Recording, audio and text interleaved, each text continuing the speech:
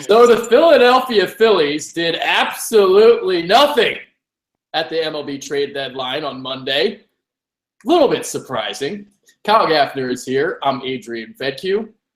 What are your thoughts, man? This reminded me of the Sixers draft night. We were all excited. We were all giddy. We were thinking the trade was going to happen. And leading up to this trade deadline, I thought Jeremy Hellickson and Genmar Gomez, they were goners. Nope. It looked like that was going to happen. It's kind of like getting a happy ending or something. You get all built up for it, and then it's just kind of like a fizzle out, bro. Nothing happened. Because I thought Jeremy Hellickson was a dead goner. I thought he was going to be a part of the Marlins. No, nothing said about it. He was out of here. Gomez, he was kind of on the fence. I thought maybe they get rid of him, but they never did. But wow, what a surprise! Just like the Sixers free agency too. Yeah. Like you get all excited, then nothing happens. Nothing at all. And Matt Klentak had some comments about that today on 97.5, The Fanatic. So let me just read off some things, some quotes that he had.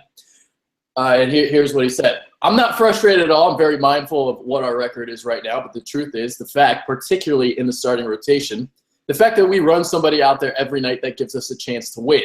I like that. And that gets us back. That gets us to this because he wants to win.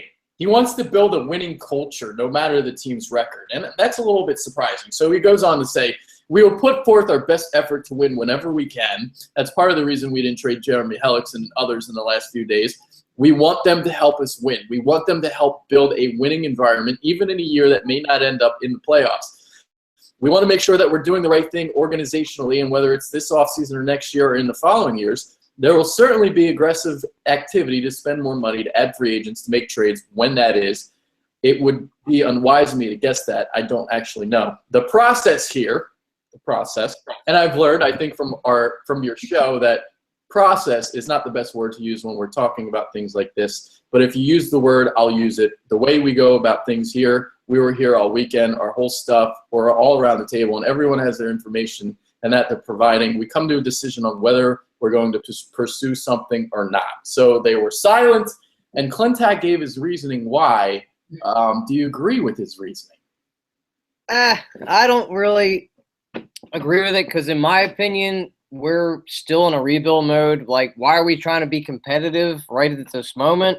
I would say just kind of play it out, let it go along, let your prospects down below. If they happen to get called up or we're in a position to call them up, fine. But why try to keep guys here now to try to win, like to get people in the seats?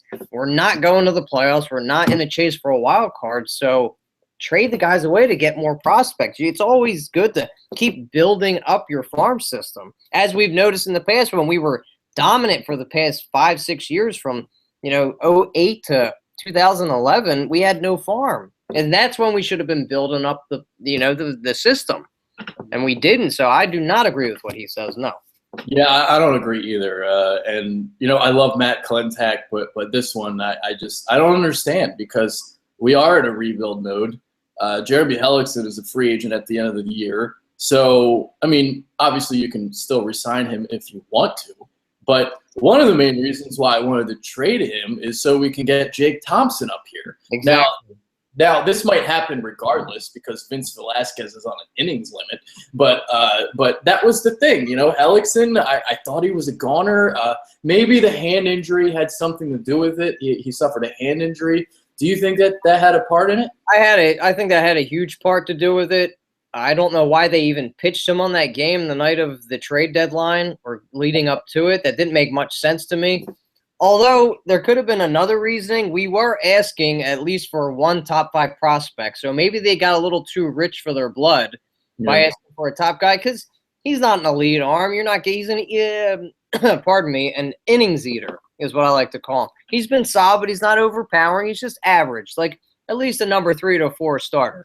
Yeah, it's exactly what he is. And this is almost like a career year for him. It's his best year he's had since like his rookie year. He's been inconsistent the last few years. I mean, his ERA's been over 4 from what I remember. So he's not a dominant guy by any means. So I don't know why they were thinking they could get a top 5 type of prospects. Maybe from the Marlins because their system isn't so weak. Yeah. But yeah, I mean, I don't know. I don't agree with it. Gomez was a guy, even though he's closing for us, he's not going to be a closer elsewhere because his stuff isn't exactly overpowering. His K per nine is only like 5 point something, so he's not a closer. But considering what we saw from this trade deadline, what the Yankees got back for Andrew Miller, woohoo! I thought maybe some reliever would go. I was hoping we would get a return like that, but as you had touched on before, his stuff wasn't crazy insane like Andrew Miller's or Aroldis Chapman. If we could have got a return like that, I mean, giddy up, let's get it. But we kind of got that return for Ken Giles a little bit. And closers are such a predominant part of this game anymore. You need solid back-end pitching anymore. Yeah.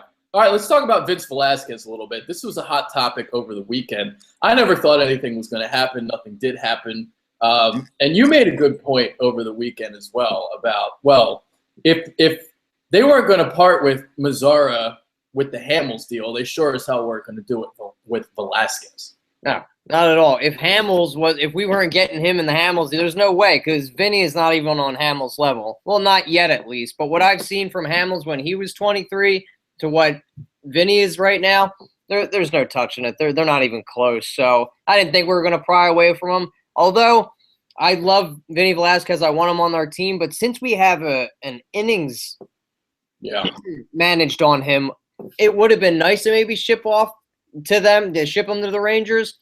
Maybe get like a Profar or I didn't really want Gallo or one of their younger pitchers.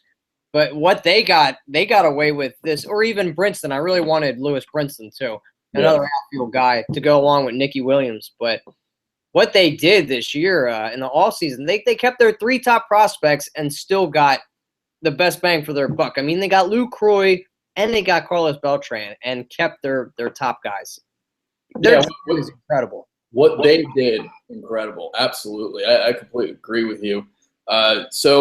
Velasquez not going is, not surprising at all. All right, here's the question, just to kind of further go on Velasquez. We're kind of going off topic according to the trade deadline, but do you see Velasquez being a starter down the line? Is he more of a reliever because he really doesn't have any secondary pitches, or do you think he can, be a starter in this league? I think he can be a starter in this league because if he maybe gets another secondary pitch to go along with that power arm, because you look at a lot of guys. Look at Noah Syndergaard. This dude's got a dominant fastball, but he's got that slider to go along with it. But if you look at his pitch ratio, he throws that fastball at least, I think, 65, 70% of the time. He throws the curveball maybe 5%, the changeup maybe 10%, but it's predominantly a fastball. So when you're that young and you got that power arm, you could live and die by that fastball. You just blow people away. So I'd like to see him develop maybe a little bit more of a slider or the changeup to go along with that. But absolutely, I just want to see him stay healthy. And I think by them putting the baby gloves on him right now, it's actually hurting him more than helping him. Yeah, I can understand the argument of why he would make better sense as a reliever. But I just don't agree with it either because his walk rate's a little high. He walks like 3.3 or something per 9. He only has 1 pitch right now.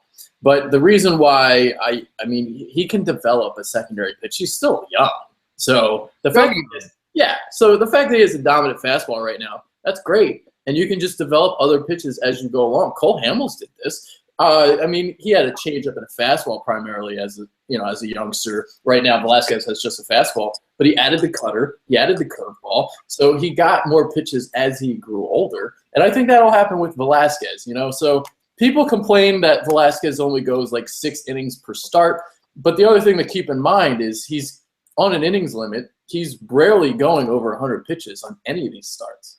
And his ERA is so low, too, so it doesn't matter if he goes 6 innings. He's getting through the innings that we need him to get to the bullpen, and and that's what's led to a lot of his wins this year. Yeah. I'm okay with that. And this is a good bullpen. It's wound up being pretty good. And Hector Neris, I'm glad they kept him. Not that he was going to get traded, but 11 Ks per 9. Jesus, that splitter is just disgusting. He's a great setup guy and a great 8th inning guy. He can even play even 7th inning, 7th, 8th inning guy. Kind of like when we had Mad Dog Matson back in the day to set up Lidge. Yeah. No, that's a good point there. Cameron Rupp didn't go anywhere. Is that a surprise to you? Not really, because we lose Chooch at the end of the season. Yeah, we could have got something for him because of his numbers this year, but it's nice to have him to even develop our younger guys when they do make it up to the bigs. We've got him for another 2 or 3 years, I believe. We have him under contract for arbitration. So he'll be the everyday catcher after Chooch is out of here. Knapp, I don't think is ever going to be an everyday catcher just because defensively he's just not there, but the offensive numbers are there. So I see him changing the position when he makes it up to the bigs, but we're basically having we're having Cam up there until Alfaro comes up. It's going to be very soon. Yeah, I can see that. Although I can see also potentially, not that this would happen, but there is that August 31st deadline as well. So maybe he gets moved before then. Because the thing is the catcher position right now, there's not a lot of great catchers in the league, right? And Lucroy was like the one big name prior to the trade deadline. After that, Rupp might have been the second best option. I think the Indians still need a catcher, but their farm is a little depleted now since they got Andrew Miller. They got up there 2 or 3 really good guys. Like Clint Frazier I would have loved to have, but I don't know if they would have given that up for Cam Rupp, but desperate times call for desperate measures. You never really know. So we could still maybe move him. Depends what they're going to do, though. Depends if they think Alfaro is going to jump up till next season, jump from AAA to Delta, because he's killing it down in Reading right now. I mean, he doesn't need to be there. But there's that stopgap with Nappy and developing with the Pigs, who are also killing it, might I add, too. 15-3 in the last 18 games. Let's talk about Hellickson just a little bit further, because the point was made, Clintac, they want to win now. Now, if they want to win next year, maybe he comes back as a starter. Do you see that potentially happening?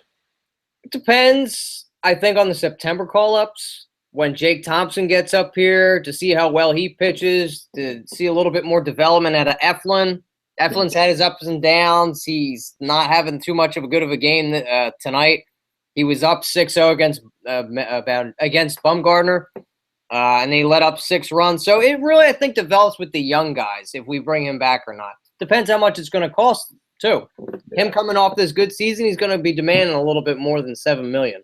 Definitely. Absolutely. And my thing is this. I can understand where they might be coming from in potentially re-signing him because maybe they want like a veteran at the top of the rotation, but they also can just get whoever the fuck else they want. Because, our cap is huge. We have cap Alex is just an average arm. It's he's not a big deal or anything. So I'm with you. I kind of want to just go young, let those guys develop, in front of our eyes. Just get them up here and let them pitch.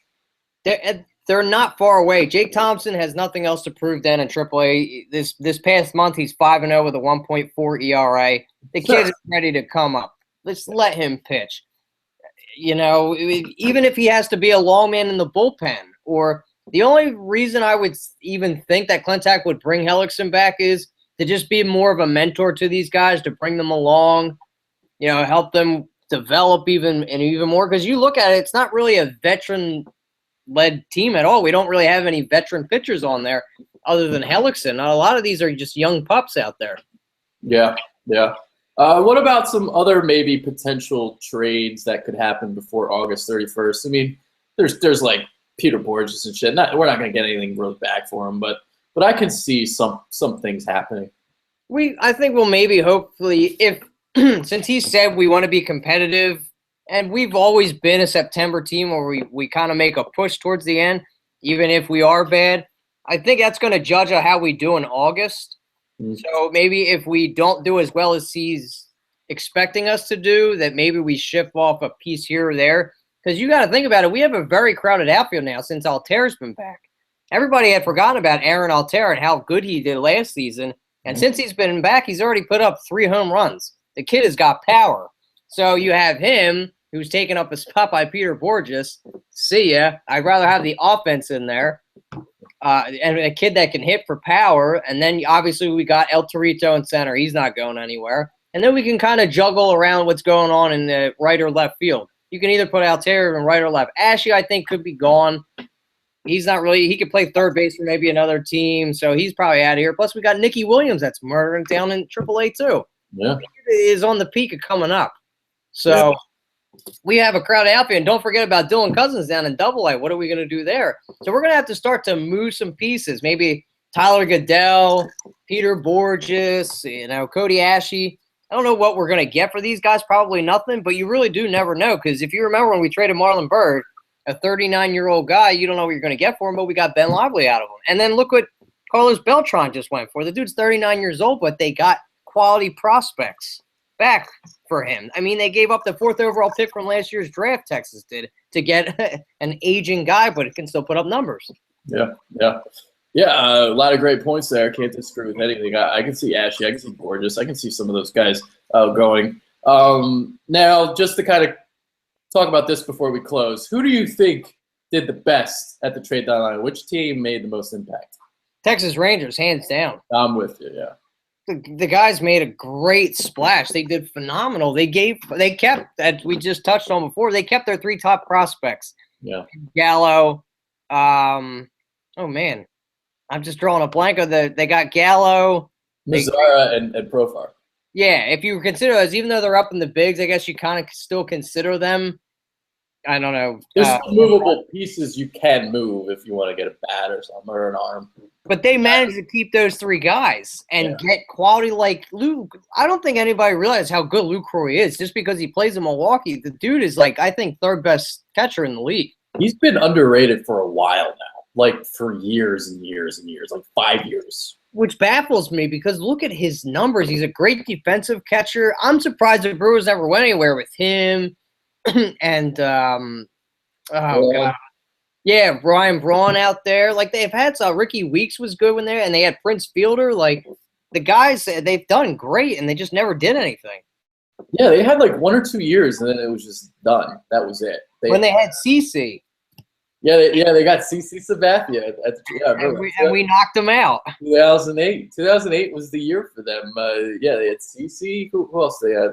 Now I'm drawing blanks, but they had some starters. Who else? I don't remember. They traded for CC. Gallardo. They had Giovanni Gallardo. They had Giovanni Gallardo. They had a decent pitching staff, but all those guys that could hit bombs. I just surprised they never did anything. But they're another team that did really well, too, throughout the trade deadline because they stacked up. The past 2 years, they've really stacked up on prospects. And let's not forget the Yankees. They might be second. Yeah, I was about to mention them. But what they got, wow, Brian Cashman, hats off to you. What a great way of GMing and trading these back end of the bullpen guys and getting 8 prospects for them. And I'm talking quality prospects. They just loaded their farm up. I think they've got 10 guys in the top 50 for next year, which is insane. The Yankees are now doing Moneyball a little bit differently, acquiring guys during the offseason just to trade them. Yeah, they're not buying people anymore. They're starting to build through their farm system. They are loaded on top of Greg Bird, who they had, and they just promoted Gary Sanchez. They were loaded before they even traded these guys away. Look out for the Yanks in the next 2 years. People don't want to hear that. I don't want to hear it either. I hate the Yankees, but it's come on. At least the Mets are doing bad. That's all I care about. Yeah, so the Yankees and Rangers, hands down, won the trade deadline. Easily. Hands down. They were the 2 best teams, Brian Cashman and the Texas GM. I can't think of his name right now, but hats off to you. You guys do a great job.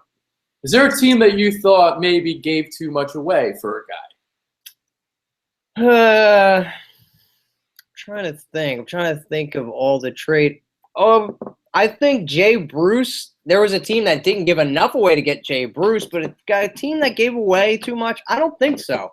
I don't think. Yeah, so you don't see any teams, disappointing teams that maybe you would have liked to see even go for it, maybe a little bit more. I would have liked to see maybe the Royals make a little bit more of a splash because of all that bullpen and even the players that they had and all the guys that they're going to be giving up and going to lose. Why not at least try to get prospects for them before they leave? So I'm kind of disappointed in the Royals not making a move. I don't know if they think they can make a push and make the wild card because they're 2.5 back. They're not too far behind, but very disappointed in them. I think the Mets added some depth there, so that was good for them. They gave up nothing to get Jay Bruce. They were going to give up Brandon Nimmo, who's a big piece in their prospect list, but they got him back and gave up 2 really low key arms down there in single A, so that was nothing. They added a power bat. Jay Bruce is underrated, I think. That I don't know why the Atlanta Braves even traded for Matt Kemp. What is that? You're in a Yeah, I was like, what the fuck? I was very confused by that. That was the worst trade at the deadline. That was just dumb by both. By both teams. I'm like, I feel so bad for San Diego because they made a push 2 years ago to become like the new age team out in San Diego. I spending all this money and bringing these players, and they never did anything. Well, we could see that one coming. That was we saw that coming from a mile away. Like, oh man, this isn't gonna work. No, and it didn't. And you kind of figure because Matt Kemp hasn't been the same player from the injuries, and Will Myers is injury prone all the time, and Justin Upton's a beast. I don't care where he goes, the dude just puts up numbers. So that was one good signing I thought they had. But Miami, I was surprised didn't really do too much either. They kind of chalked us up and made a decent move for it. Andrew Kashner's a good pitcher, but it wasn't really a big. Did you see they sent one of their pitchers back that San Diego gave them because he was on the DL the night after he pitched?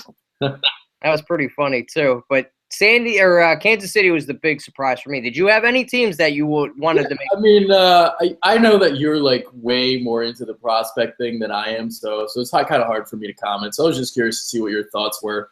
Basically, I thought Yankees, Rangers, those were the two best teams, and I did laugh at that Matt Kemp trade. Like, what the fuck is that all about? So, and the Yasiel Puig almost got traded too. Yeah, and he got demoted. He's going to the minors. So I know, that's a shame. From what a phenom from 2 years ago to now to being demoted. What a surprise! Yeah, that's crazy. It really is. So, I could the thing with Miami. Just go Miami a little bit. It's kind of hard for them to make a move because their prospect pool is so limited. So maybe that's why, Cashner was the best they could do. I don't think Cashner's that bad. I mean, he's obviously better than Hellickson, in my opinion. I'd rather have Cashner than Hellickson. So would I. So they kind of went cheaper and got a solid pitcher to add to that because they're really making a push now, the Marlins. Finally, they really started off slow this year. I'm like, oh, it's going to be another Florida Marlins year for them. They're not really going to do anything. Stanton got that ginormous contract, biggest in North America, and now they're starting to do something. So good for them. Yeah. All right. Any final thoughts before we head out?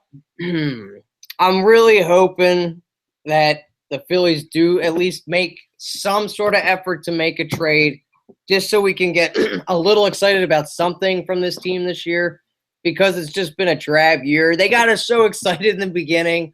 With that start with the winning, the pitchers look great. And I want Aaron Nola. This is a question for you. Would you demote Aaron Nola with the way he's been pitching? I think I would. I don't see, for me, it's like I don't think he has anything to prove in the minors, so I would kind of let him pitch through it. But well, when's enough is enough? No, I know what you mean, though. Yeah. I mean, Maybe, just because I want to see Jake Thompson. I want to see Jake Thompson too. But if Nola only lasts another 4 innings and gives up 6 runs, he's got to go down and work on his pitch mechanics. Yeah, I could see just so he can kind of get his confidence back. If he's still doing this, like, I'll give him 3 more starts. How about that? All right, that's fair. So give him a couple more starts. See if he can pitch out of it. And because for me, it's like I think a demotion might actually hurt his confidence. Really? I don't think he's like a Jesse Biddle. I don't think he would get affected by that much. But it's like we do have enough time, but when's enough is where it starts to be a fluke, where it's starting to be a little funk that he's in. Yeah. Or it becomes something to where it's starting to become a problem, which it has been since I've noticed. This is almost reminding me of Cole Hamels in 2009. Remember that when World Series here, then the year after he just stunk. Oh, he was awful. Yeah, he won MVP. He won the MVP in the World Series, and then he went to like letting up like 6-7 runs a game. It was a completely different guy. Yeah, he was bad. And I remember the postseason came around. I'm like, all right, maybe he'll start pitching better. Nope, he didn't. And that's why I bet you we traded for Roy Halladay. Yeah, I'm with you. Yeah, in 2010. That is why we got a dominant pitcher, the 4 Horsemen. What a great year. Oh, the reminiscing. Well, maybe we can reminisce in a couple of years from now. So We will. We'll be back. Don't you worry about that. there it is. There it is. World Series champs 2018, baby. 2018. I'm saying it right now. We're going to be in the World Series 2018. Y'all mark it down. There it is. Came from the All Bitter right. Birds. There it is. For Kyle Gaffner, I'm Adrian Fedke. Good shit today. Great show. We're out. Later, guys.